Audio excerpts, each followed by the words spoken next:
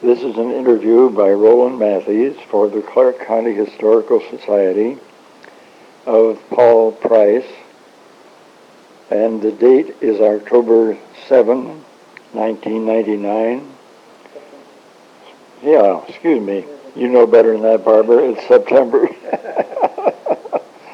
And we will proceed at his pleasure without many interruptions. Paul, go to it. Well, Roland, I certainly appreciate the opportunity to share with you and some of my beginnings and my beliefs in Springfield and so forth. I am not a native, as most people know. I grew up in Pennsylvania, Philadelphia, and New England, Rhode Island. And once I got into college in Maine, I never got back to my hometown again, and I've been moving ever since. But we've had 18 moves in our life, and so it's kind of like the military. I kind of figure that. But most of them were with an insurance company at first, and I was single at the time and traveling with them all over the eastern coast and some of the states, Virginia and Tennessee, and ended up in Michigan. Met my bride at that time.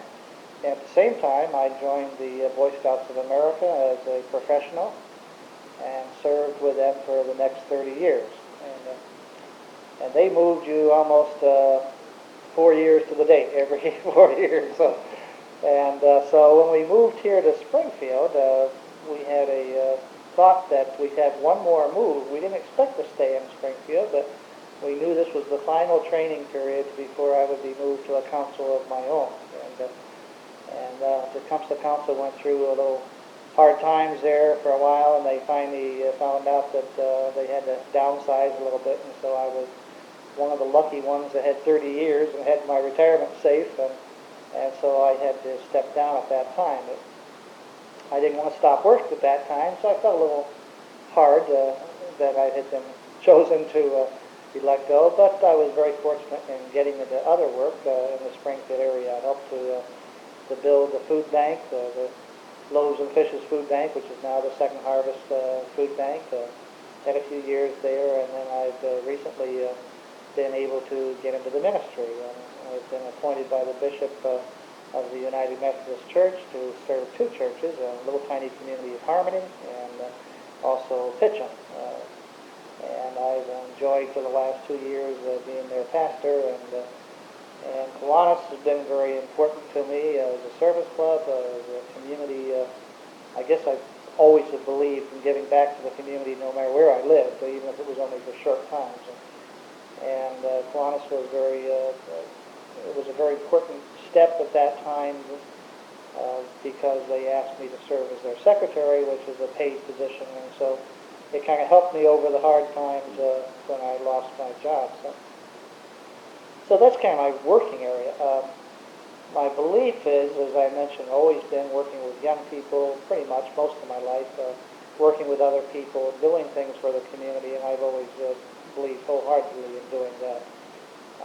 As far as I had an opportunity to have a natural history museum job, or not a job, kind of a volunteer type of thing there, where we brought back a museum that was folding and was having difficulty getting attendance, and I was able to help raise enough dollars to bring that museum back to the forefront. That was in Kenosha, Wisconsin, and I was honored for being one of the instigators to get school children to see it and to be a part of it on an annual basis, at least to get one trip. Every third grader had to go to the museum at least once in the year.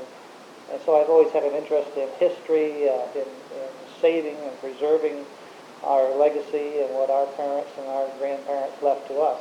What time frame was that in Kenosha? Well, I've been here 12 years, so it would have been about 15 years ago. So we did, and now it has been, that museum has come back so well that they're building a brand new $15 million museum, so it's been awesome, the growth since that time, and I've been very kind of pleased to know that I had a small bit to do with that, getting people. We had a little small group we called the Friends of the Museum at that time of 15 people they now have a membership of over 1,500. And so it's just been a great, great growth in that community, and they see the real need to save and to be a part of it. And I imagine this was a particular thrill to you to see what's happening here in Springfield. very much so, yes. I have things that I'd like to see if the museum would be interested in them, historical things. Of course, a lot of it was related to scouting, some of the early days of scouting, some of the books that I've saved, some of the old uniform parts and so forth. But there's a number of scholars that have those kinds of collections too. So, but very much interested in seeing that this museum succeeds and has the ability to add to the great area. One of the unique things, I think, not being a native of any area, I find is that you appreciate what's here more than sometimes the native people do of the community. And Ann and I in our travels have always made an attempt to explore those avenues as much as we can to find some of the little unique things that are, in this case, unique to Springfield.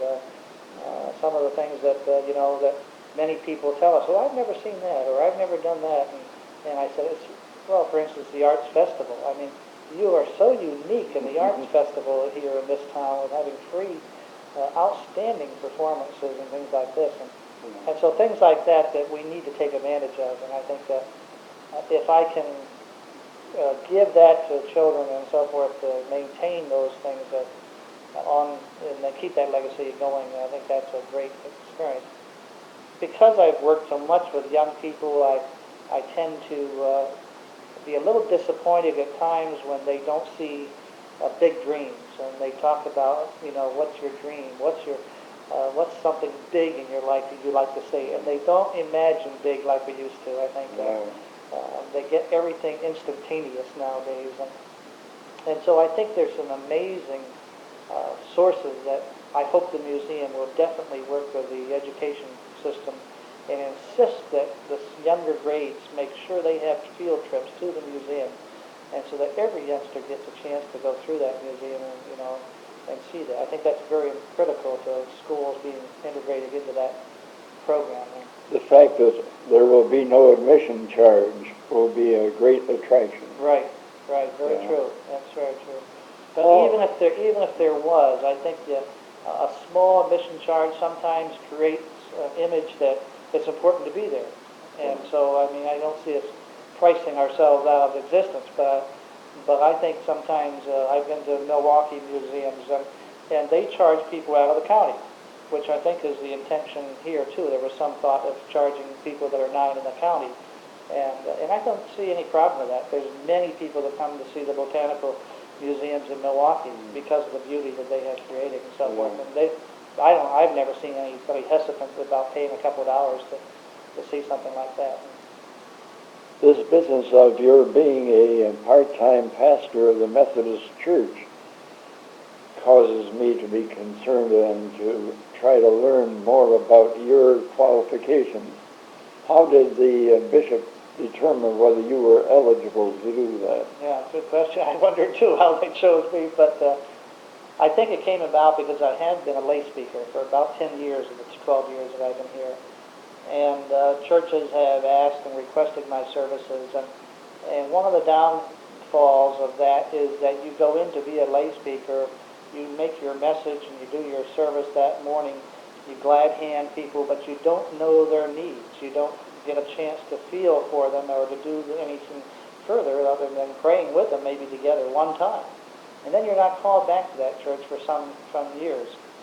And so the Methodist Church, and I understand there's some other denominations that have a position what they call the local lay pastor, and is available to people who can spend time with one church and be almost a regular minister, if you will. And so I had never known it to be a part of it, but the little Church of Harmony had only 19 members, and there was no way they could afford a full-time minister. And so they were constantly having lay speakers. They had no continuity at all from people. And so the bishop asked if I could stay there every Sunday and be there every Sunday for a while and see how I would like that. And So I did, and so I became kind of a permanent lay speaker. And then when the people themselves voted they'd like to have that continue on, I pursued further and went to a pastoral school which would allow me to maintain the pastoral duties in that church. And that's it. And that would be, I could not do like a minister would at a regular seminary degree, a 4-year degree or something like that, go to other churches and do the services and things like that. And so I could not baptize and marry and things of that sort and serve the elements. But going to the pastor's school, I could be approved by the Methodist denomination to serve that church and do it at that place. And then Pitchen came along and they said, well, can we have one too? And kind of a half-time too. So I became both ministers. They're both close enough that I can get to them between the services. So each Sunday morning, at 9:30 I start Harmony. At 10:30 I say my goodbyes at Harmony and hop in the car and go over to Pitchen, and we start their service at 11.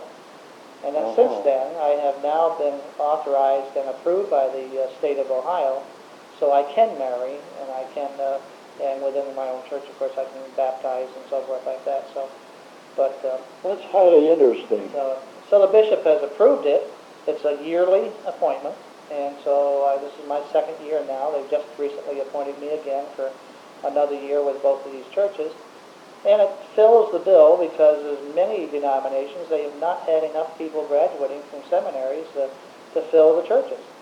And so here's a person like myself, a lay speaker that can help them and enjoy giving messages, enjoy working with people, and I've been able to, with the supervision of the district superintendent, and watch if I need counseling help, and I go to the regular sources, and I, because I'm not trained in that area really very strongly there. So it's been a real interesting experience, and it's with older churches and like this, the visitation to hospitals is a little tough because there seems to be always somebody in the hospital, but I'm hoping I'm been able to comfort where I can, and now we have some young people. I had a new experience this last couple weeks ago now, with baptizing 6 brand new children.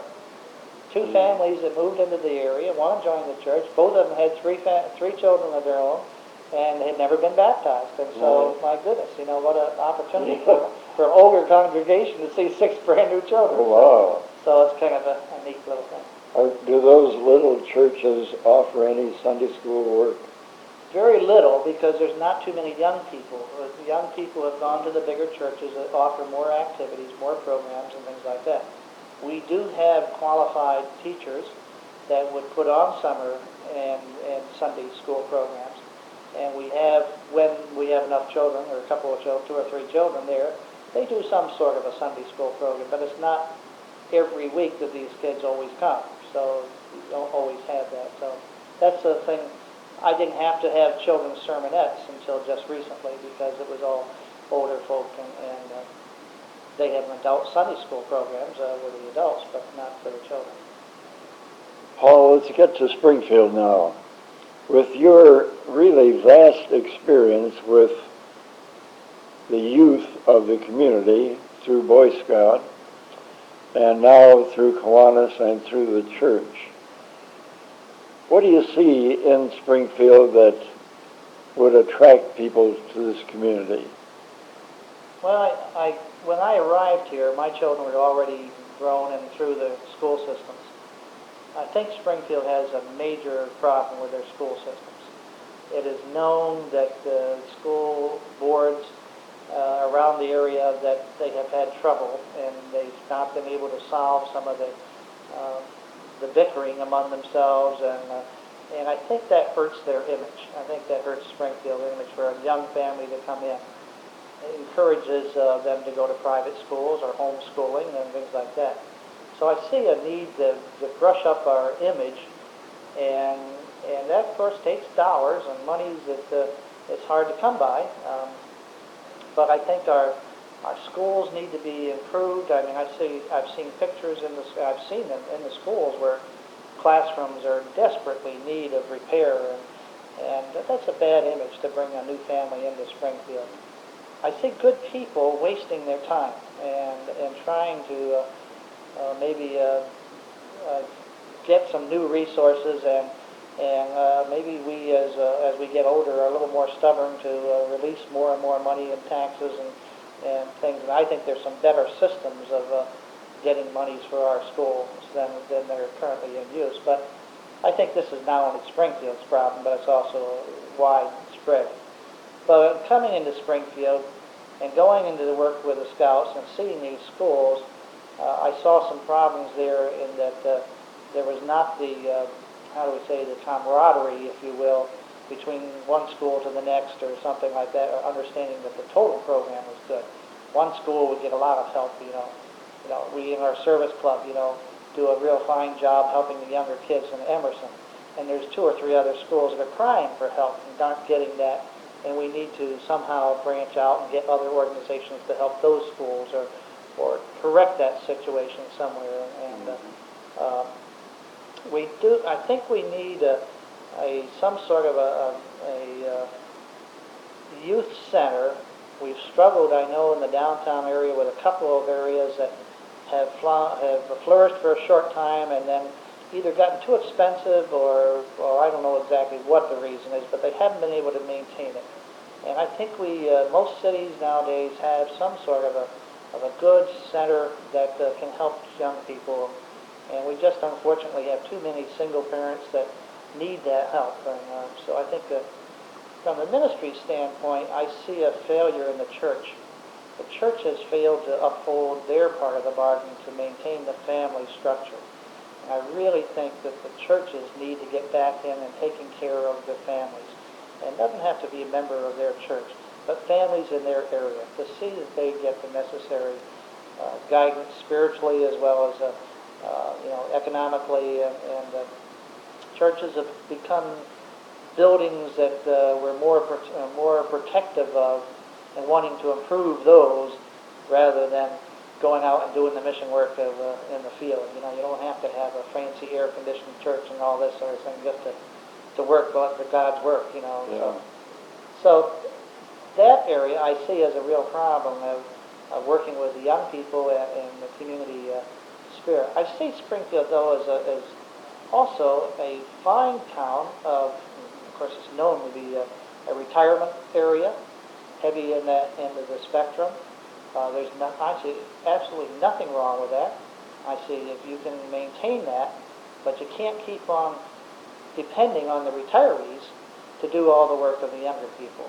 And so in scouting, in my later years of scouting, I saw the young 25 to 40-year-olds not wanting to give back to the community like the older generation. And we need to work with those. I think it's our obligation as senior citizens maybe to work with that age group and try to show them that this community needs them, and they need to make sure this community maintains its structure for the future.